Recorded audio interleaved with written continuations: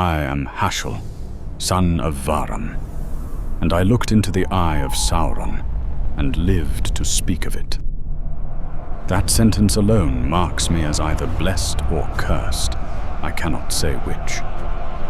Most who ascended Barad-dûr, the dark tower that pierced the sky above Mordor like a blade of black iron, never descended again. Those who did were changed, hollow, their eyes carrying shadows that no sunlight could dispel. I know this because I became one of them. I am old now, my hands gnarled like ancient roots, my hair white as the snows that crown the mountains of my homeland. The Dark Lord has been thrown down, his tower collapsed into ruin, his armies scattered like ash on the wind. The War of the Ring is over, they say. The age of men has begun. But I still see the eye when I close my own. I still feel its weight pressing down upon my thoughts, sifting through my memories like a carrion bird picking at bones. They say I should feel relief. They say I should rejoice that the shadow has been lifted. And perhaps I do, in the small hours when dawn breaks over the eastern hills, and I remember that Sauron is truly gone. But the scars he left do not fade with his passing. Some wounds are cut so deep they reach the soul, and those never truly heal. I was not always this haunted shell of a man. Once I was young, strong, with hopes and dreams like any other. I was born in Keletha, a kingdom far to the east of the lands you know, beyond the great desert, beyond even the realm of Khand. We are a people of the Silk Road, traders and scholars, keepers of ancient star lore passed down from our ancestors. Our cities are built of sun-baked clay and pale stone, their domes painted in blues and golds, their gardens fed by underground channels that carry water from distant mountains. We are not warriors, my people. We are merchants, astronomers, poets. We survived for generations by paying tribute to the greater powers and staying beneath the notice of those who would conquer us.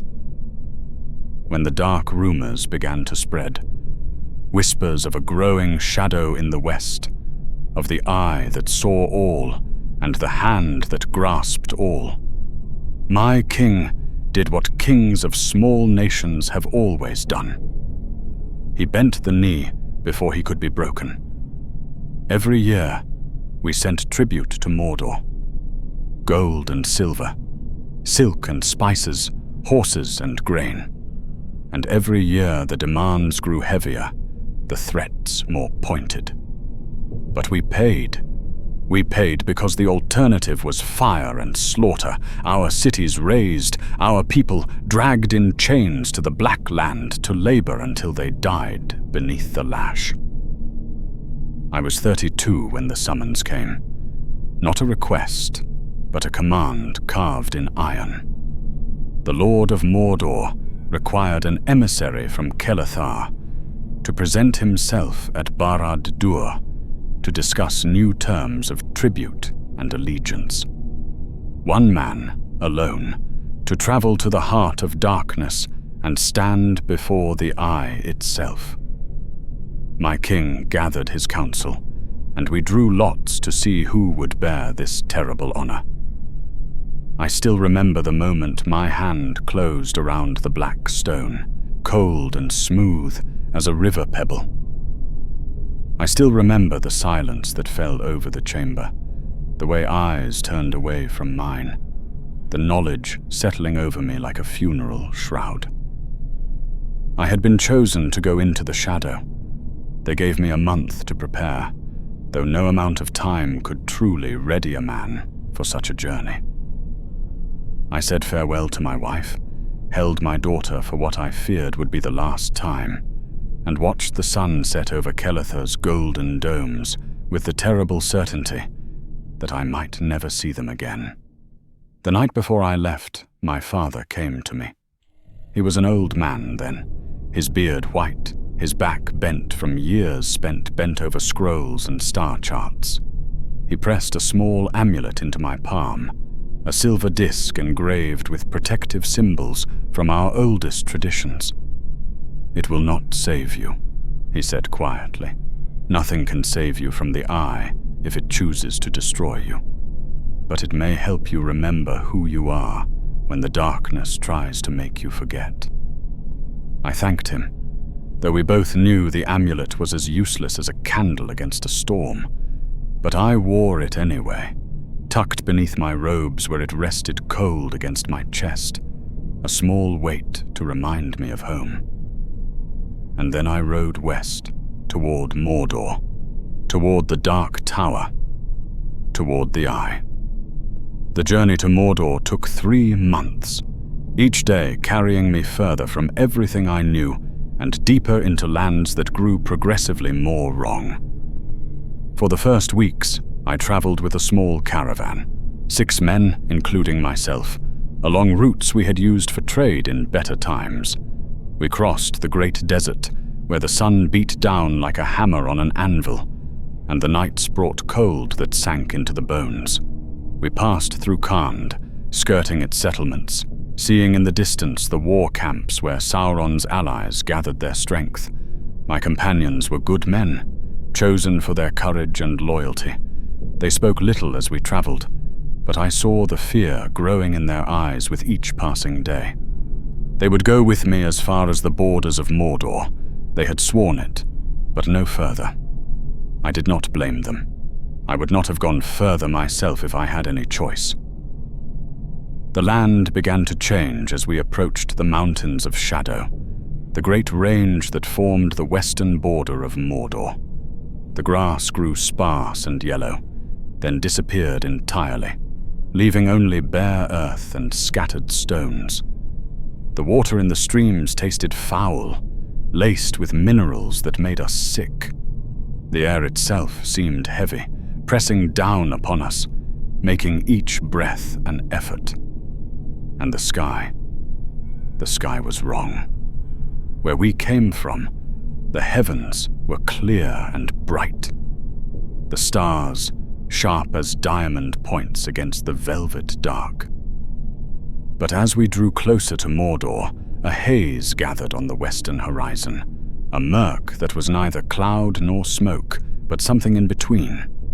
It swallowed the sunset and turned the moon the color of old blood. We began to see signs of the enemy's presence. Orc tracks in the dust, too many to count. The remains of camps where fires had burned with a greenish tinge and the smell of corruption lingered. Once we found a line of stakes driven into the ground, each bearing a skull, marking the border of lands claimed by Mordor. My men wanted to turn back then, and I nearly let them. But the summons had been clear, and disobedience would bring Sauron's wrath upon all Kael'thas. We pressed on. It was on the 40th day that we encountered the first orc patrol. They came at dusk, a squad of 12, riding wargs, those terrible wolf beasts that serve the shadow. We heard them before we saw them, the panting of the wargs and the guttural voices of their riders echoing across the wasteland. My men reached for their weapons, but I held up a hand. "We do not fight," I said quietly. "We are summoned. We go willingly." The orcs surrounded us, weapons drawn, eyes gleaming with malice. They were hideous creatures, twisted parodies of living things, their skin mottled grey and black, their mouths full of yellow fangs. The smell of them was overwhelming, like rotting meat and foul earth. Their leader, a creature larger than the rest with a scar running from eye to jaw, looked me over with an expression that might have been amusement. "You are the tribute from the east?" it said in the common speech, its voice like gravel scraping iron. "I am Hashel of Kael'thas," I replied, keeping my voice steady, though my heart hammered against my ribs. I am summoned to Barad-dûr by command of the Lord of Mordor." The orc laughed, a wet, choking sound. "Summoned, yes. So many are summoned. So few return." It gestured with its blade. "You will come with us. We will escort you to the Black Gate. Your men will go no further." I nodded and turned to my companions. Their faces were pale, their hands gripping their weapons with white-knuckled intensity. I embraced each of them in turn. "Return to Kelethar," I told them. "Tell my king I have entered Mordor. Tell my family." I paused, searching for words that would not sound like a final farewell. "Tell them I will return when my service is done." It was a lie, and we all knew it. But sometimes lies are the only kindness we can offer. They rode east without looking back, and I watched them go until they disappeared into the heat shimmer on the horizon. Then I turned to face the orcs, and we began the final leg of the journey. We traveled by night after that, for the orcs preferred the darkness, and the sun pained them. We passed through a cleft in the Mountains of Shadow, a narrow defile where the cliffs rose sheer on either side, and the sky was reduced to a ribbon of grey overhead. The stone here was black and glassy, as if melted by terrible heat, and strange marks were carved into it, symbols that hurt to look at directly. When we emerged on the far side, I saw Mordor, the land of shadow. The Black Land. I had heard it described 1,000 times, but no description could have prepared me for the reality of it. It was a full wasteland beyond imagining, a plain of ash and slag that stretched to the horizon. The sky was choked with smoke that rose from 1,000 fires, blotting out the sun and casting everything in a perpetual twilight. The air was thick with the stench of sulfur and burning, each breath scorching the throat and lungs. Heat radiated from the ground itself, as if we walked on the skin of some vast furnace buried beneath the earth. And in the distance, dominating the eastern horizon, rose Mount Doom. Orodruin, the Fire Mountain, Sauron's great forge. It was a mountain of pure malevolence, a cone of black stone wreathed in smoke and flame, lava bleeding from cracks in its flanks like infected wounds. Even from miles away I could hear it, a low rumble that never ceased, the heartbeat of Mordor itself. But it was not Mount Doom that seized my attention and held it paralyzed with dread. It was Barad-dûr. The dark tower rose in the northeast, impossibly tall, a spike of iron and stone that pierced the polluted sky like a dagger thrust upward by some malign god. I could not judge its height, for perspective failed in that blighted land, but it seemed to reach higher than any mountain, higher than the clouds themselves, its summit lost in shadow and smoke. And at its peak, barely visible through the murk, burned a light. Not the clean light of sun or star, but a sickly radiance, red and terrible, that pulsed with slow rhythm like a heart beating. The Eye of Sauron. Even from this distance, even as nothing more than a point of crimson light on the horizon, I could feel it. A pressure on the mind, a weight on the soul, the sensation of being watched by something vast and pitiless, and utterly without mercy. "Barad-dûr," the orc leader said, following my gaze. "The Dark Tower, Lugbort's in the Black Speech. That is where you go, man-thing. That is where the Great Eye waits." It grinned, showing all its fangs. "Few climb to the top. Fewer still climb down." We made camp at the foot of the mountains, if the word camp can be used for the miserable hollow where we sheltered from the heat and ashfall. There were others there, I discovered, other emissaries and envoys from distant lands, all summoned to Barad-dûr, all waiting their turn to ascend. I saw men from Harad with skin like polished ebony and robes of crimson silk. I saw Easterlings with braided beards and armor of scale and leather.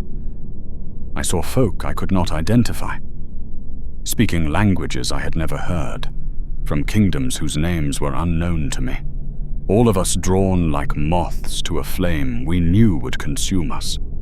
They huddled in small groups, speaking in whispers, their eyes constantly darting toward the dark tower, as if expecting it to reach out and seize them at any moment. I approached one group, Haradrim by their dress, and asked if any of them had been to the tower before. An old man looked up at me, his face lined like cracked leather, his eyes hollow. "I have climbed Barad-dûr 3 times, he said in accented common speech. Each time I thought would be the last. Each time the Eye released me to carry his will back to my people." He shuddered. "I would rather die than go a 4th time. But I will go if summoned. We all will. Because to refuse is to die slowly, over days, your mind unraveling while the Eye watches from afar and feeds upon your terror." "What is it like?" I asked, though I dreaded the answer.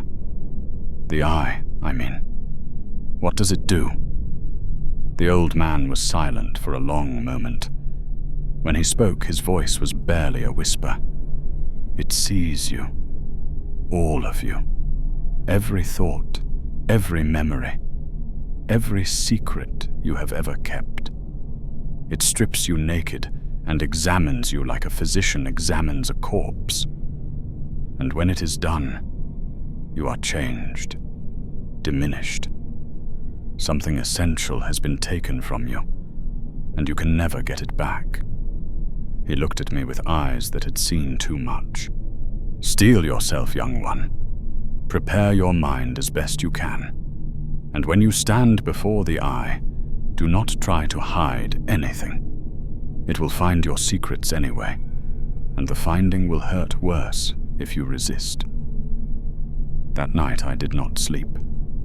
I lay on the hard ground, staring up at the smoke-choked sky, and thought about my wife and daughter in Kelethar. I thought about the gardens of my youth, the taste of cool water from mountain streams, the sound of musicians playing in the evening markets. I tried to memorize every good thing I had ever known, to fix them in my mind like anchors that might hold me fast when the Eye tore through my thoughts. The silver amulet my father had given me rested against my chest, and I clutched it through the fabric of my robe, drawing what small comfort I could from its familiar weight. Before dawn, a figure emerged from the gloom. It was tall and robed in black, its face hidden in the shadow of its hood. When it spoke, its voice was like silk over broken glass. "Hashel of Kelethar, the Lord of Barad-dûr will see you now. Come." My hands shook as I stood.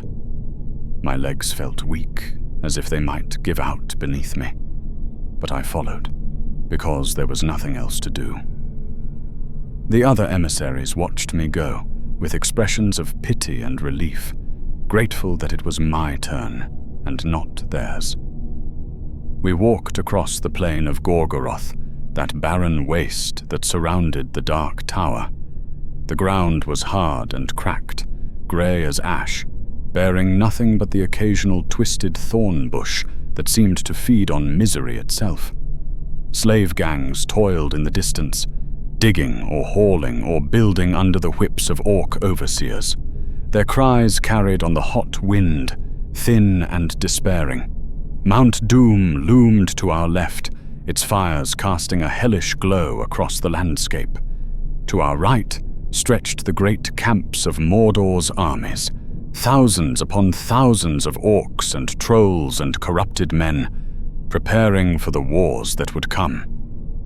The scale of it was beyond comprehension. I had thought Sauron's power was great, but seeing it laid out before me, I understood for the first time why all who, the free peoples of Middle-earth, lived in fear. And ahead, growing larger with each step, rose Barad-dûr. As we drew closer, the true horror of the Dark Tower revealed itself. It was not built, I realized. It was grown or summoned or shaped by powers beyond mortal craft. The stone was black as night and smooth as glass, yet covered in angular patterns that seemed to writhe when viewed sidelong. Buttresses and towers sprouted from its flanks like thorns from a poisoned plant, each one bearing balconies where lights burned with that same sickly red glow. The base of the tower was surrounded by walls within walls, fortifications that could have held back armies. We passed through gate after gate, each one guarded by trolls or orcs or things I had no name for, until at last we stood at the foot of the tower itself. The entrance was a great mouth of iron, carved to resemble a screaming face, its jaws open to swallow all who entered. My guide paused at the threshold and turned to Surtume. "You will ascend to the Chamber of the Eye," it said. "You will kneel. You will speak your message. You will accept the terms given to you. And if the Eye permits it, you will leave." It leaned closer, and though I could not see its face, I felt the intensity of its gaze. "Do not try to lie. Do not try to hide. The Eye sees all, and lies displease it." Then it stepped aside, and I entered the Dark Tower alone. The interior of Barad-dûr was worse than I had imagined, and I had imagined horrors. The entrance hall was vast, its ceiling lost in shadow high above, its walls lined with pillars of black iron twisted into shapes that suggested torment. The floor was polished stone, smooth as glass, reflecting the red torchlight in a way that made it seem as if I walked on a surface of frozen blood. The air was cold here, despite the furnace heat outside, a chill that had nothing to do with temperature and everything to do with the absence of anything good or living. I was met by another figure, this one in armor of black plate that seemed to drink in the light. It did not speak, merely gestured for me to follow, and I obeyed, my footsteps echoing in the vast emptiness. We began to climb. The stairs were carved from the same black stone as the tower itself, spiraling upward in a curve so gradual that I could not see where they led. There were no railings, nothing to prevent a fall into the void that yawned to my left. I kept close to the inner wall, my hand trailing along its surface, and immediately wished I hadn't. The stone was wrong to the touch, neither warm nor cold, but something else. Something that made my skin crawl and my stomach turn. We climbed in silence, broken only by the clink of my escort's armor and the soft scuff of my boots on stone. Minutes passed, then what felt like hours. My legs began to ache, my breath to come short, but we did not stop or did not stop. Up and up we went, past landings that opened onto halls I could not see into, past doorways sealed with iron and marked with symbols that pulsed with faint, malevolent light. I began to notice things as we climbed. Small things at first, then larger wrongnesses that accumulated until the weight of them pressed on my mind like a physical burden. The architecture was wrong. Walls met at angles that should not exist in 3 dimensions. Corridors branched off in directions that seemed to fold back on themselves. Windows opened onto views that could not be real. I saw the plains of Gorgoroth from above, but also I saw distant lands I did not recognize, and once I saw what might have been the past or future, a vision of armies clashing beneath a sky split by lightning. I looked away from the windows after that. The temperature fluctuated wildly. One moment I was shivering with cold that turned my breath to mist. The next I was sweating in heat that seemed to radiate from the walls themselves. The air grew thinner as we climbed, each breath bringing less relief, until I felt as if I were drowning on dry land. And the sounds. Gods, the sounds. At first I heard only our footsteps and the distant rumble of Mount Doom. But as we climbed higher, other noises reached me. Whispers in languages I did not know, rising from the walls themselves. Screams, far away, quickly cut off. The steady rhythm of hammers in forges I could not see.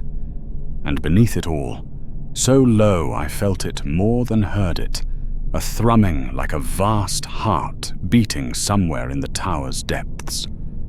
We passed through a hall where orcs labored at forges, their faces lit by the glow of molten metal. They did not look up as we passed, too focused on their work or too afraid to acknowledge us. The weapons they forged were cruel things, blades with serrated edges, spears with barbed tips, implements designed to cause maximum suffering. We climbed through a level that seemed to be some sort of war room, its walls covered in maps of Middle-earth. I saw Gondor marked with black pins, Rohan circled in red, the Shire barely visible as a small notation in the far northwest.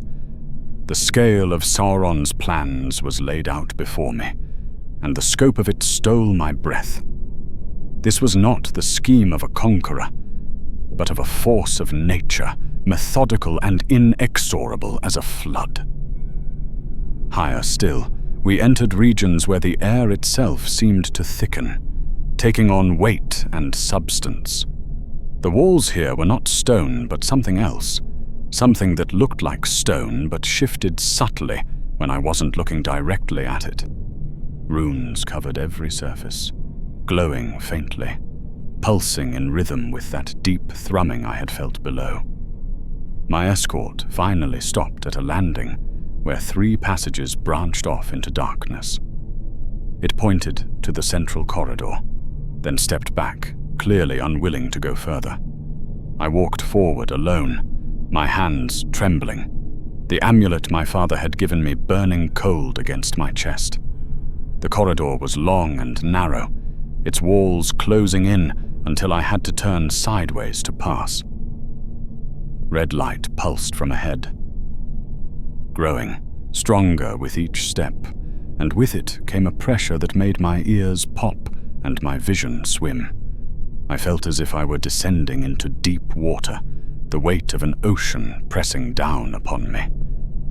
At the end of the corridor was a door, not iron or wood, but something that looked like frozen shadow, a barrier of pure darkness that somehow held form and solidity. As I approached, it simply dissolved, melting away like smoke, and I stepped through into the chamber beyond. The Chamber of the Eye. It was circular, vast, its walls carved with more of those writhing runes that hurt to look at. The ceiling was a dome of black glass or crystal, and through it I could see the sky, or what passed for sky above Mordor. Churning clouds lit from below by the fires of Mount Doom, moving in patterns that suggested vast forces at work, beyond mortal comprehension. The floor was empty, save for a raised dais at the chamber's center, approached by 7 steps. Upon the dais stood a throne. If throne is the right word for a seat, carved from a single piece of black stone, its back rising high and crowned with mics like iron thorns. The throne was empty, but I knew with every fiber of my being that I was not alone. I felt it before I saw anything. A presence, vast and terrible, that filled the chamber like smoke fills a sealed room. It was watching me. Not with eyes, not yet, but with an awareness that pressed against my mind like a hand testing the bars of a cage. I remembered the old Haradrim's advice. Do not try to hide. Do not resist. I walked forward on legs that barely supported me, climbed the 7 steps, and knelt before the empty throne. My heart hammered so hard I thought it might burst. My mouth was dry as ash. The amulet against my chest felt like a coal of ice. "Great Lord," I said, and was amazed my voice did not crack. "I am Hashel, son of Varam, emissary of Kelethar. I come bearing my king's message and tribute, and to hear your will." Silence answered me. A silence so complete it seemed to erase sound itself, swallowing even the distant rumble of Mount Doom. In that silence, I waited, kneeling on stone that seemed to pulse with its own heartbeat. And then the eye opened. I cannot describe it adequately. Words fail. Language itself is insufficient to capture what I experienced in that moment. It was not a physical eye, not an organ of flesh and lens. It was a point of awareness, a focus of will so intense it bent reality around itself. It manifested as light, yes, a burning red-gold radiance that blazed into existence above the throne. But the light was only the smallest part of what it was. It was consciousness, pure and terrible. It was malice refined to its absolute essence. It was the gaze of something so far beyond mortal comprehension that to be touched by it was to understand, finally and completely, how small and insignificant a single human soul truly was.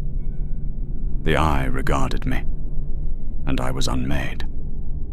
Every wall I had built around my thoughts collapsed. Every secret I had ever kept was laid bare. Every memory, every fear, every hope, every small cruelty and kindness I had ever committed was pulled from me and examined with the detached interest of a scholar dissecting a butterfly. I saw my life pass before me, but not as I had lived it. I saw it as the eye saw it, a brief flicker of firefly light against an abyss of darkness, meaningless, forgettable, barely worth the attention being paid to it. I saw myself as a child, playing in Kelethar's gardens, and felt the eye's contempt for the innocence I had lost. I saw my wedding day, the joy in my wife's eyes, and felt the eye's amusement at the fragility of love. I saw my daughter being born, her first cry splitting the air, and felt the eye measuring her potential worth as a tool or a victim. Every moment of my existence was stripped of context, of meaning, of the stories I told myself to make sense of it all. The eye reduced me to raw data, to pure information to be catalogued and filed away. And then it went deeper. It did not stop at memory. It reached into the core of who I was, examining the fundamental components of my being, like a craftsman examining the quality of raw materials. It tested my will, my courage, my capacity for loyalty and for treachery. It weighed my soul on scales I could not see and found it wanting. I felt myself beginning to fracture under the pressure. My sense of self, the coherent narrative I thought of as Hashel, began to dissolve like salt in water. I was coming apart, and soon there would be nothing left but fragments, pieces of a person that no longer added up to a whole. And that was when the eye spoke, not in words. Words are too crude, too limited. It communicated directly, meaning flowing into my mind like poison poured into a cup. I understood what it wanted me to know with a clarity that bypassed language entirely. It showed me Kelethar as it was. My home, my city, my people going about their daily lives in blessed ignorance of the doom that gathered in the west. I saw the streets I had walked, the markets I had browsed, the gardens where I had courted my wife. I saw it all with terrible clarity. And then I saw it burning. The vision came unbidden, searing itself into my mind. I saw Mordor's armies, sweeping across the eastern lands like a plague. I saw my city's walls breached, its towers toppled, its people fleeing in panic. I saw orcs pouring through the streets, putting everything to the torch. I saw my wife and daughter, their faces twisted in terror, running, stumbling, falling. The eye showed me this future with perfect clarity, showing me that it was not merely possible but inevitable, unless I did exactly as I was told. Then the vision shifted, and I saw a different future. Kelethar still stood, its walls intact, its people safe. But there was a price. I saw my king bowing before emissaries from Mordor, saw our young men being led away in chains to fight in Sauron's armies, saw our tribute increased until we were bled dry. I saw my people becoming servants of the shadow, not destroyed but subjugated, kept alive only to serve. The choice was mine, the eye made clear.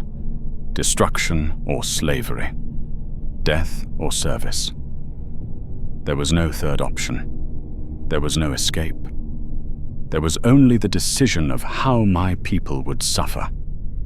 And through it all, the eye watched, waiting for my response with the patience of something that had all the time in the world. I tried to speak and could not. My throat had closed. My body had forgotten how to form words. I existed in a space beyond language, pinned beneath that terrible gaze like a butterfly pinned to a board. The eye showed me more. It showed me the scope of Sauron's power, the web of domination he had woven across half the world. I saw kingdoms I had never heard of, bowing before his will. I saw peoples broken, their spirits crushed, their hope extinguished.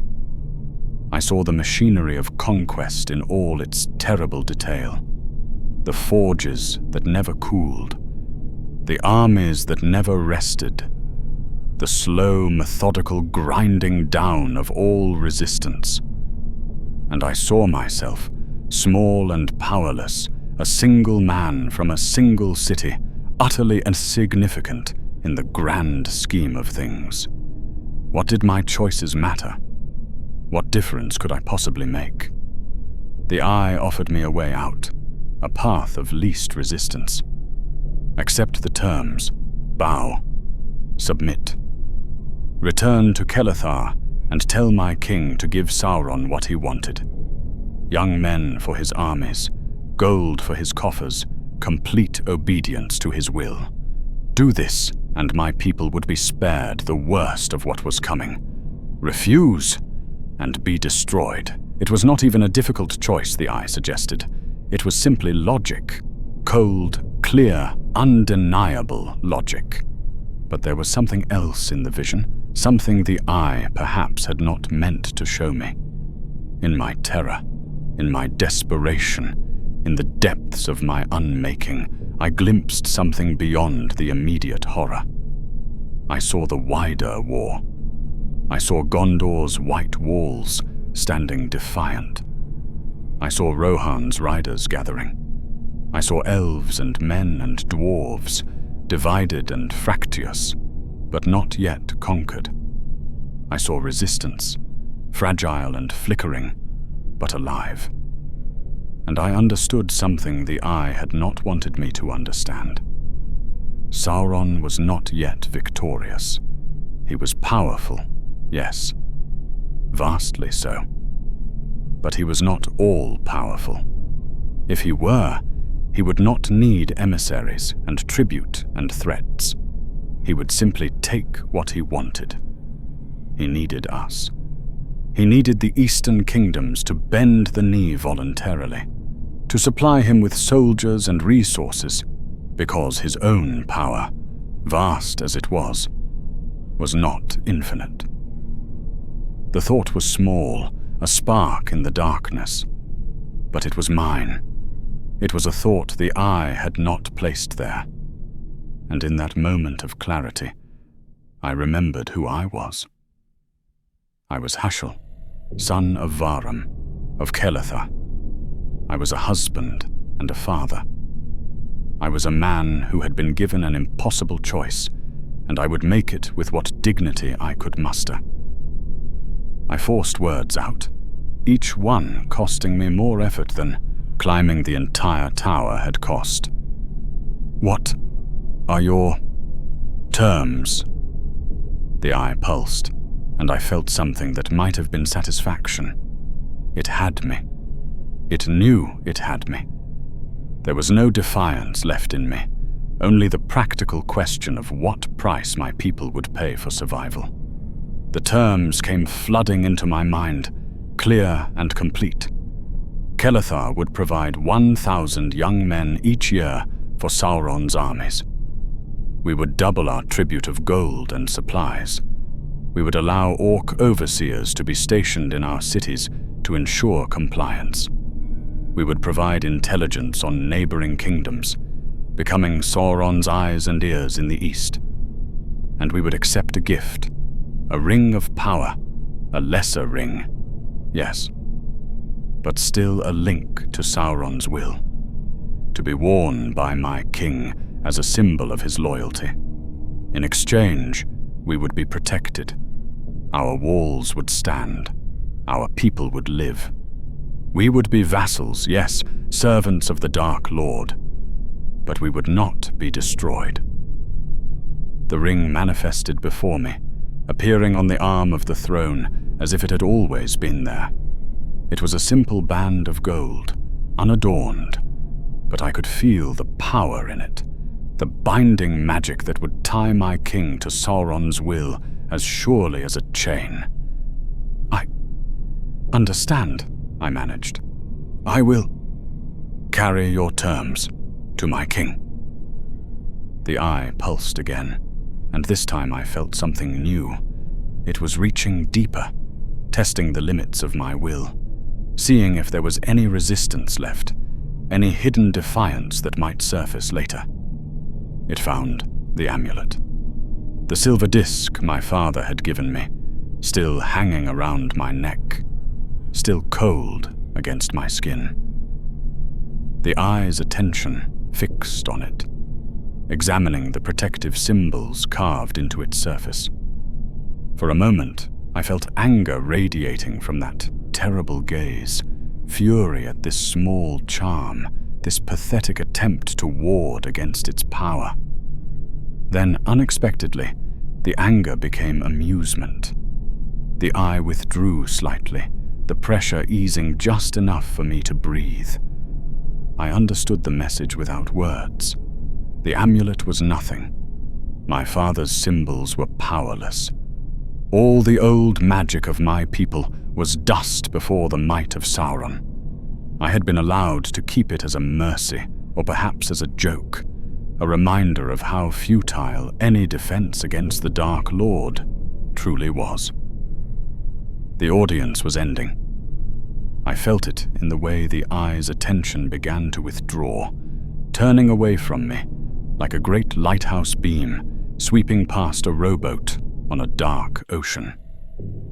I was dismissed, my purpose served, my submission noted and filed away.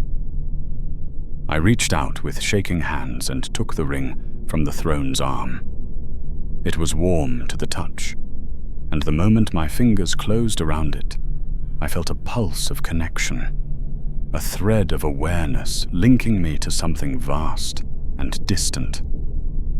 The eye could find me now, anywhere, any time. I would never be truly alone again. "Go," came a voice, and I could not tell if it spoke in the chamber or only in my mind. "Carry my will to your king. Return in 1 year with the first tribute. Fail, and your city burns." The darkness that served as a door reappeared behind me. I stumbled to my feet, backing away from the throne, unable to turn my back on the eye, even as it faded, its light dimming until only a faint red glow remained. I fled. There is no other word for it. I fled through the chamber, through the narrow corridor, back to the landing where my escort waited. The armored figure said nothing, merely turned and led me back down the spiraling stairs. The descent was faster than the climb, or perhaps time had simply lost meaning. I remember very little of it. My mind was still reeling, still trying to reassemble itself after being torn apart and examined. I clutched the ring in my fist, feeling its warmth, its terrible promise of protection and servitude. We passed through halls I did not recognize, though perhaps we had come this way before. Everything blurred together. The twisted architecture, the red torchlight, the whispers in the walls. I felt as if I were moving through a dream or a nightmare, unable to wake. At last we reached the entrance hall, and then the great iron doors that opened onto the wasteland beyond. The armored figure stopped at the threshold and pointed outward. "Go," it said, the first word it had spoken to me. "The Eye has seen you. You are marked. Do not return unless summoned." I stumbled out into the grey light of Mordor and fell to my knees on the scorched earth, gasping for breath, my whole body shaking. The air outside was hot and foul, thick with ash and sulphur. But after the atmosphere of the tower, it felt like the sweetest mountain breeze. I had survived. Against all odds, I had ascended Barad-dûr, stood before the eye of Sauron, and lived to descend again. But I was changed, broken. Something essential had been taken from me, just as the old Haradrim had warned, and I would never get it back. I looked up at the dark tower, at the red light burning at its summit, and felt the weight of the Eye's attention even now, even at this distance. It knew where I was. It would always know where I was. I clutched my father's amulet through my robes with one hand, the ring of power in the other, and began the long walk back across Gorgoroth, back toward the mountains, back toward home, and a duty I could not escape. The journey back to Kelethar took longer than the journey out, though I cannot say precisely how much longer. Time had become strange for me, elastic, unreliable. Days blurred together in a haze of heat and dust, and the constant weight of the Eye's attention pressing on the back of my mind. My orc escort left me at the Black Gate with contemptuous laughter, and I walked alone through the mountains of shadow. I should have died there, I think. I had little food, less water, and my body was failing after the ordeal in the tower. But I did not die. The ring would not let me. I felt it even when I was not touching it, a warmth against my chest where I had wrapped it in cloth and hidden it beneath my robes. It sustained me when I should have collapsed. It guided my steps when I lost the path. It kept me alive because I was useful, because I carried Sauron's will, because my death would serve no purpose. The gift was also a leash. I rejoined my companions at the rendezvous point beyond the mountains. They had waited, though I had not asked them to, risking their own safety for the slim chance I might return. When they saw me stumbling out of the wasteland, they ran to meet me, catching me as my legs finally gave out. "Herschel," one of them said, his voice breaking. "Gods, we thought you were dead. You've been gone nearly 2 weeks." 2 weeks. It had felt like years. They gave me water, food, shelter. They asked no questions, perhaps because they could see the answers written in my face. I had gone into the shadow and returned. But what had returned was not quite the same man who had entered. We rode east in silence, and with each day that passed, with each mile that grew between me and Mordor, I felt the eye's attention diminish slightly. Not gone, never gone, but less immediate, less crushing. I could breathe again. I could sleep, though my dreams were filled with red light and the sensation of being watched. 3 months after leaving Barad-dûr, I rode through the gates of Kelethar.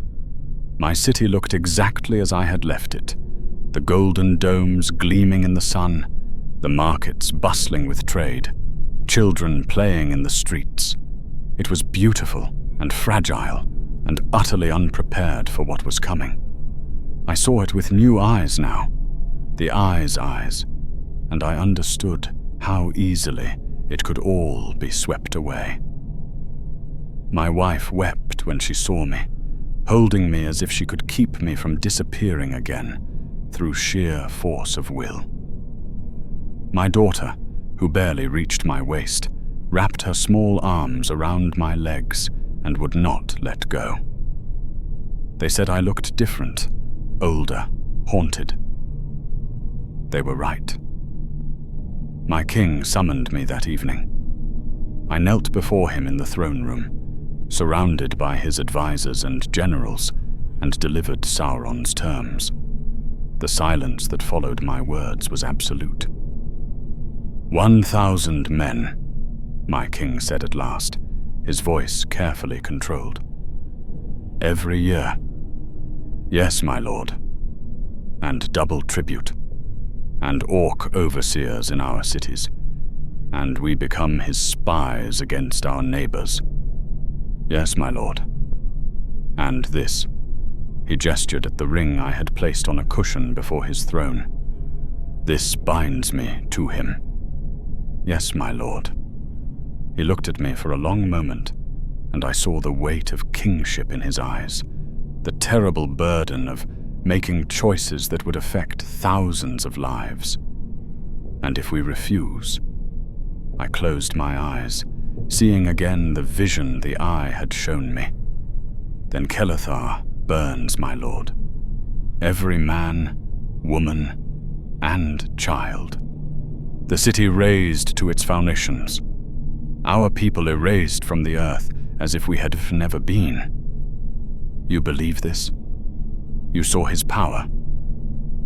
I stood before the eye of Sauron, I said quietly. I felt his will.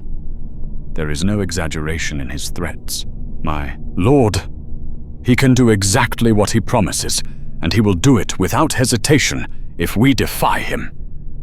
The king rose and walked to the window, looking out over his city. When he spoke, his voice was heavy with grief.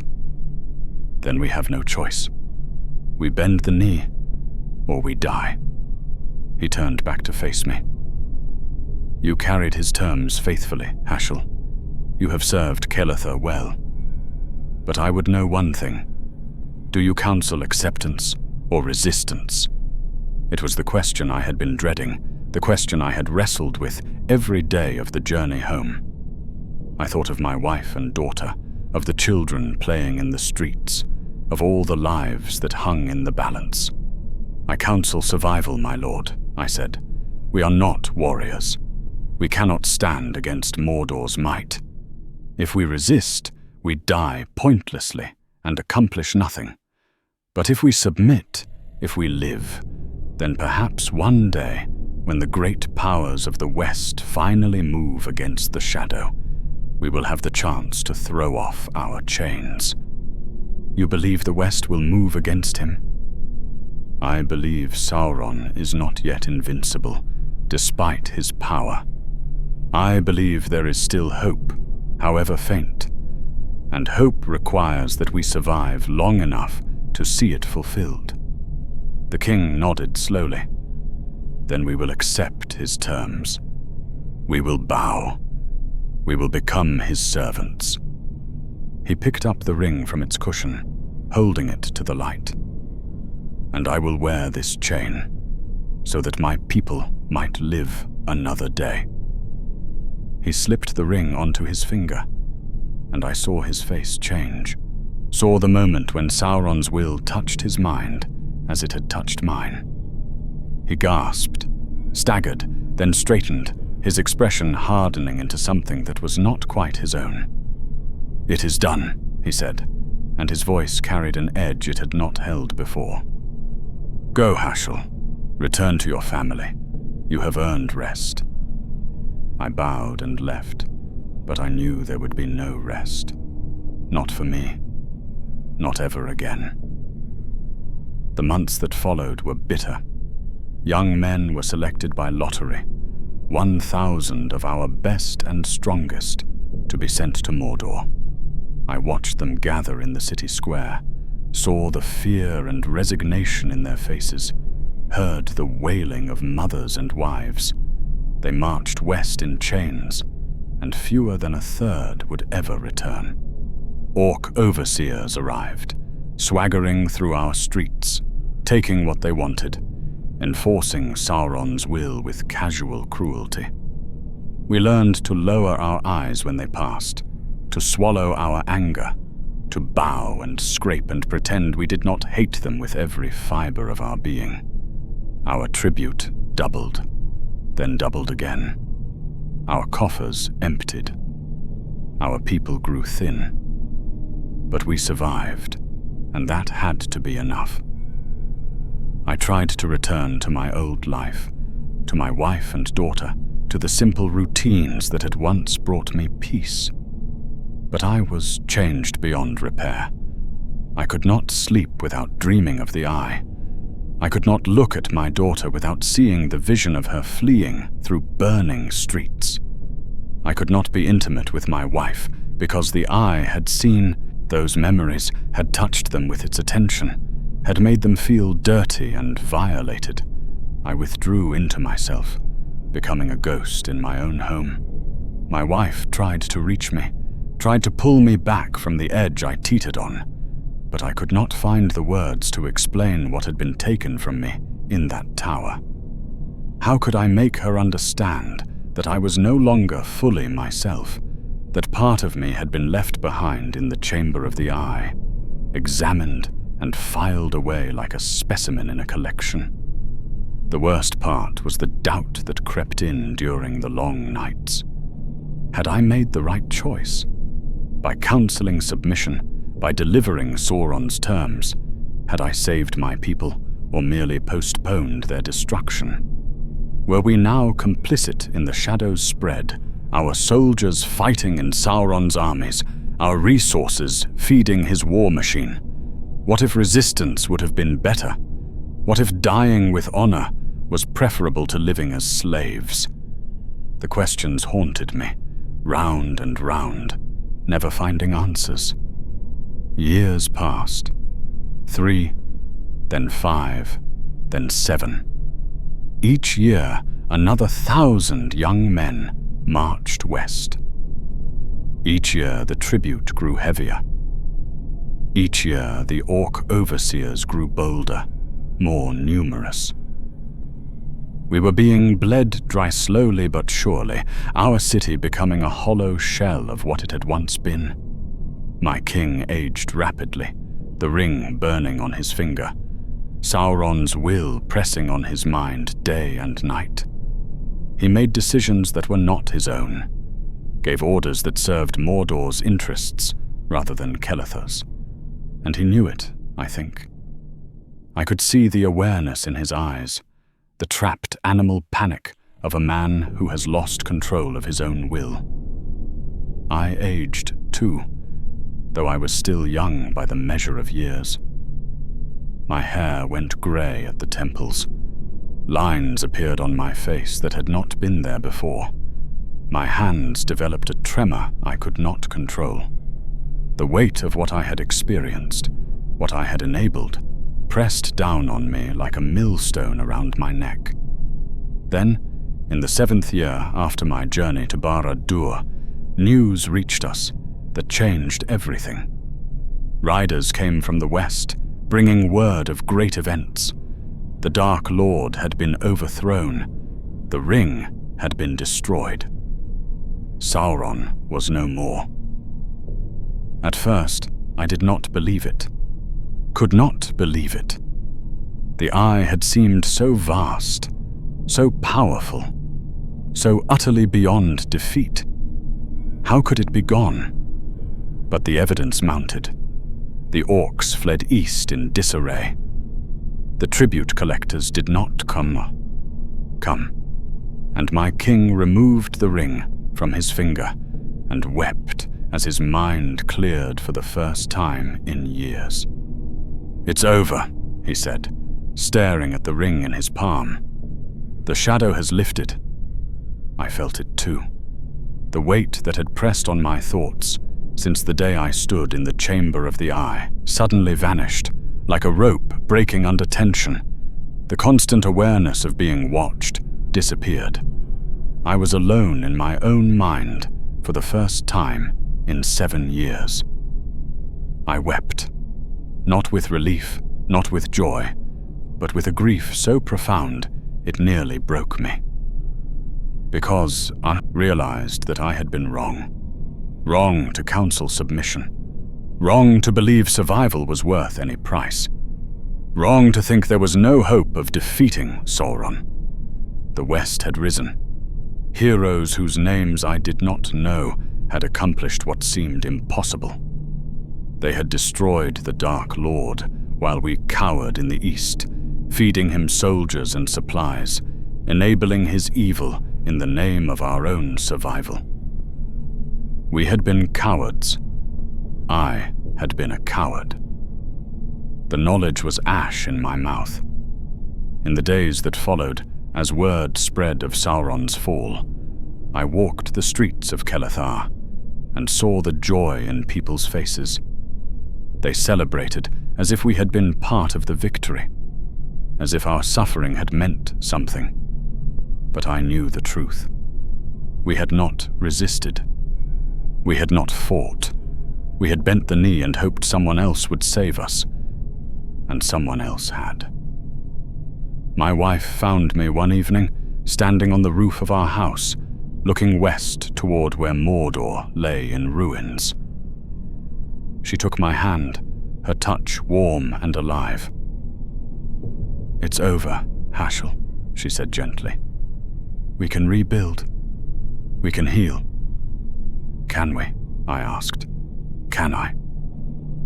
She had no answer for that. Neither did I. The years since have been kinder in their way. Kelethar is recovering, slowly. Our young men who survived Sauron's armies are returning, changed but alive. The orc overseers are gone. We are free again, after a fashion. But I am not free.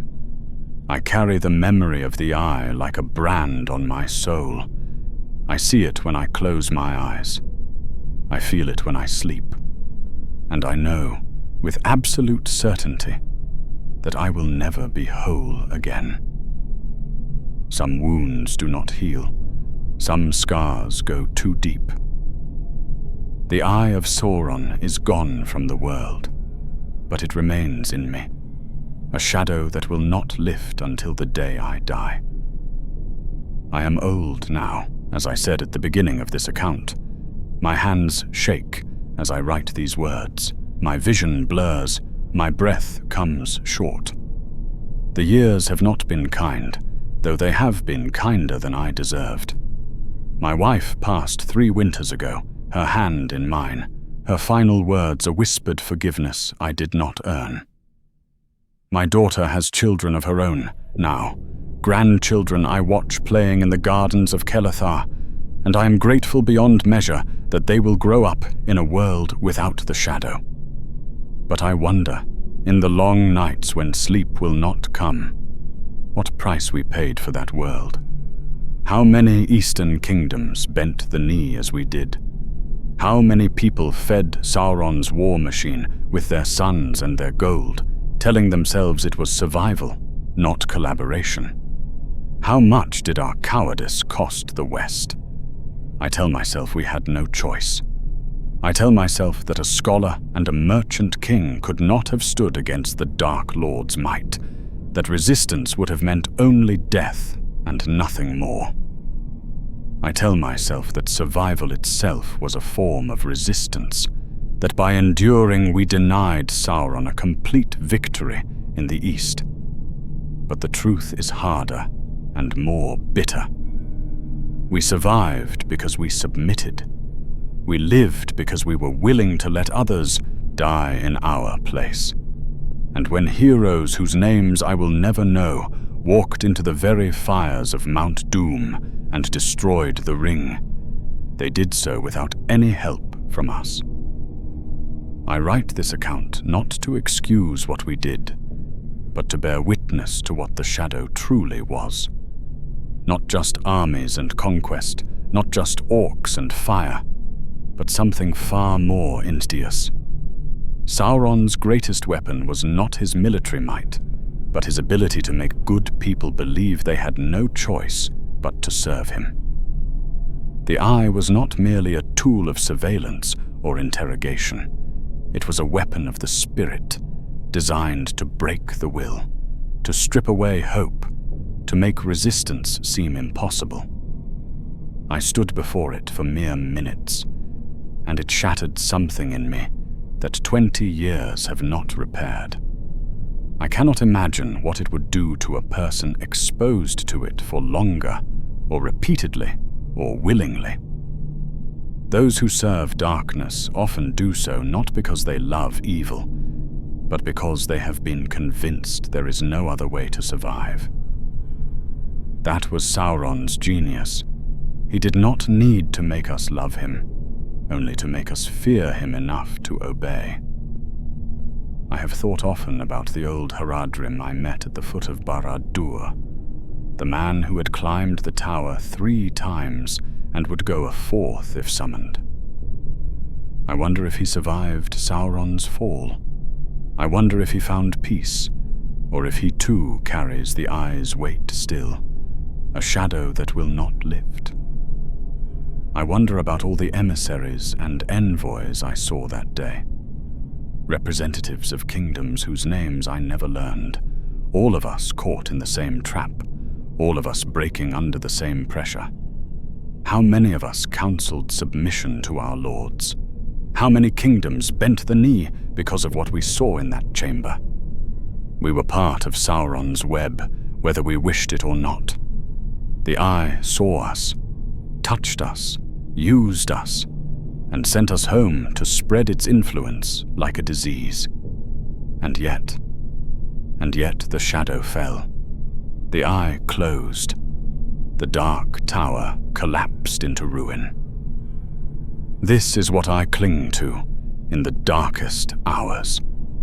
That despite everything, despite all of Sauron's power and cunning and cruelty, despite the countless kingdoms that bent the knee and the millions who served him willingly or unwillingly, he was defeated. Not by great armies or powerful magic, though these played their part, but by the smallest and most unlikely heroes, carrying hope into the heart of despair, refusing to surrender even when all seemed lost. I did not have that courage. I looked into the eye and broke. But someone, somewhere, did not break. And that made all the difference. If there is a lesson in my tale, it is this: the shadow may be vast and terrible, and it may seem invincible, but it is not. Evil requires our cooperation, our submission, our willingness to believe we have no other choice. The moment we refuse that belief, the moment we choose resistance over survival at any cost, the shadow begins to crack. I failed that test. I chose submission, and I will carry that failure to my grave. But I can, At least bear witness. I can tell you what I saw, what I felt, what the eye of Sauron truly was. And perhaps, if darkness rises again in some future age, if another power tries to bend the world to its will through fear and domination, someone will remember this account and choose differently than I did. Choose courage over safety. Choose resistance over submission. Choose hope, even when hope seems foolish. Because in the end, hope was what defeated Sauron. Not strength, not wisdom, not power, but the stubborn refusal to give in to despair. I pray you never face what I faced. I pray you never have to stand before such power and feel it strip away everything you are. But if you do, remember this. You are more than what the darkness tells you. You are more than your fear. And sometimes, the smallest light can pierce the deepest shadow. The sun is setting over Keletha as I write these final words. The domes glow golden in the fading light, and from the gardens below I can hear my grandchildren laughing. It is a good sound, a sound of life continuing, of hope renewed. The eye is gone from the world, but its memory remains, preserved in these pages, a warning to all who come after. Remember what the shadow was. Remember what it cost to defeat it. And remember that darkness can only triumph if we allow it to. If you have walked with me through this tale, if you have felt the weight of the eye and understood the price of survival, then stay with us. There are more stories waiting in the forgotten places of Middle-earth, more voices calling from the margins of history. Subscribe and return when the next tale is ready to be told. For in the sharing of stories, even the darkest memories can become lessons, and even the greatest failures can teach us how to be brave. The eye of Sauron is closed forever. But we must never forget that it once looked upon the world so that we may recognize its like if it ever opens again.